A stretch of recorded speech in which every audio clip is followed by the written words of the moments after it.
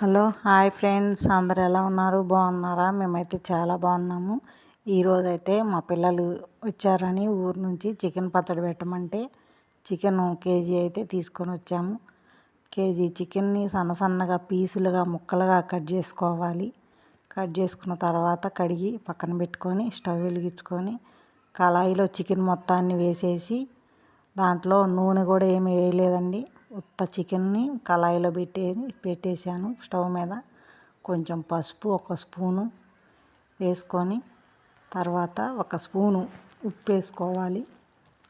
వేసుకున్న తర్వాత దాన్ని మొత్తాన్ని కలిపి ఆ చికెన్లో వాటర్ అంతా వచ్చి ఇనికిపోయేదాకా ఆ చికెన్ అయితే ఉడకనివ్వాలి. చూడండి, నేను చూపించే విధంగా సన్న సన్న పీసులుగా కట్ చేసుకుంటేనే చికెన్ పచ్చడి బాగుంటుందండి. పెద్ద పెద్ద ముక్కలు అయితే అవి వేగవు, బాగోవు. అలా మూత పెట్టుకున్న తర్వాత చూడండి, వాటర్ అయితే మనకి వచ్చేసింది. చికెన్లోంచి వాటర్ బాగా వచ్చింది కాబట్టి ఆ వాటరే ఉడకటానికి సరిపోతాయి. మనం ఇంకా వేరే వాటర్ అయితే పొయ్యకూడదు. ఇది చట్నీ కదా, కూర అయితే పోసుకుంటాం కానీ దీంట్లో అయితే పొయ్యకూడదు. ఆ వాటర్ మొత్తం ఇనికిపోయిందాక దాన్ని కలుపుతూనే ఉండాలి. మూత తీసేసి మీడియం ఫ్లేమ్లో పెట్టుకోవాలండి, హైలో కూడా పెట్టకూడదు. చూడండి వాటర్ ఎంత వాటర్ వచ్చిందో, ఆ వాటర్ అంతా ఇనికిపోయేదాకా చూడండి, చుక్క వాటర్ కూడా లేకుండా అలాగా కలిపేసుకోవాలి. కొంచెమే ఉన్నాయి ఇంకా వాటర్, ఆ వాటర్ కూడా ఇనికిపోవాలి. ఇనికిపోయిన తర్వాతనే అది చూడండి, ముక్క కట్ చేస్తే తునిగిపోవాలి అట్లా. ఇప్పుడు మనకి ఉడికినట్టే. దాన్ని పక్కన పెట్టేసుకొని ఆ చికెన్ ముక్కలు మొత్తాన్ని ఒక ప్లేట్లోకి తీసుకోవాలి. చూడండి, అలాగా ఉడికిపోవాలండి. 90% ముక్క అయితే ఉడికిపోయింది.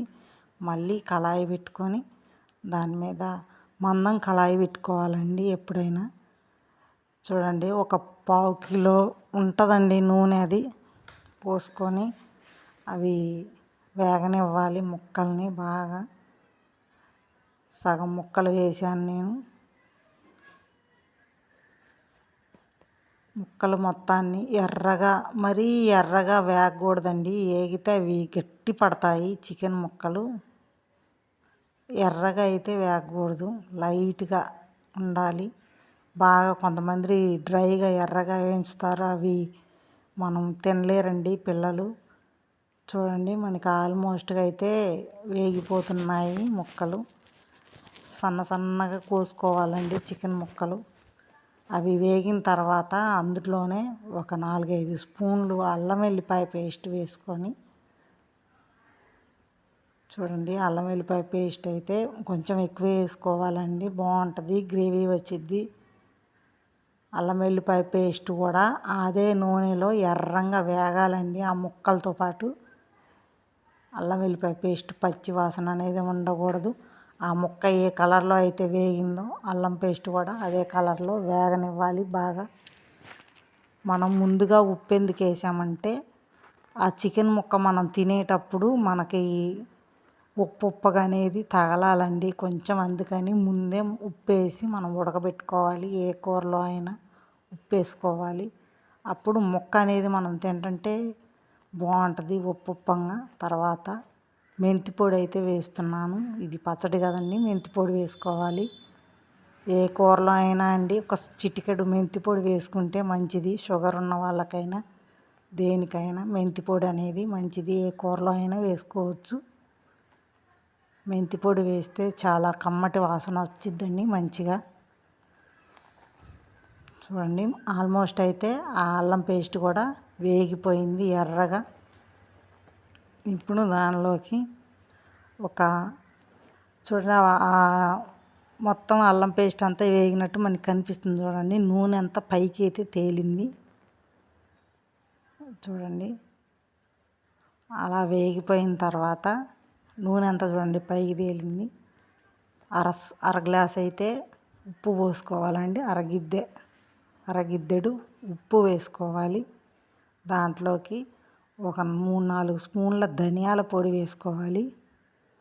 ఆ ఉప్పు అంతా కరిగిపోయిన దాకా తిప్పాలండి. ఉప్పు అంతా కరగాలి చికెన్ ముక్కలోకి.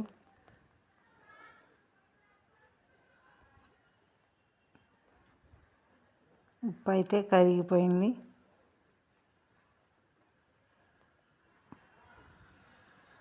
ఇప్పుడు స్టవ్ ఆఫ్ చేసుకొని దాంట్లోకి ఒక గిద్దెడు కారం పోసుకోవాలి.